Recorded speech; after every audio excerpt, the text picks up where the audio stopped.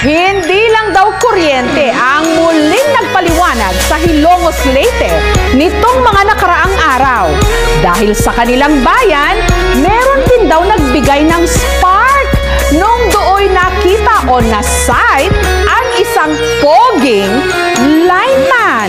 Sino siya? 6 na linggo matapos dumilim ang ilang bayan sa Leyte dahil sa bagyong Odette.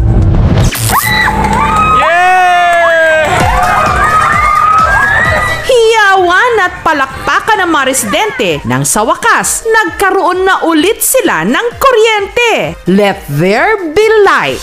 Yay! Masayang masaya. Thank you, Lego 3 and 4. Pero kasabay ng pagliwanag sa kanilang lugar, ang pagkabuhay rin ng mga tila natutulog nilang puso.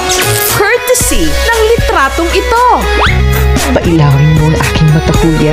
Ay, ang aming ilaw pala. Ang cute ni Kuya. Bigla lang umilaw ang aking mundo. Pero ang pinakapamatay daw sa lahat, ang kanyang nakaka-sparks fly ng ngiti. The Who si Electric Cutie.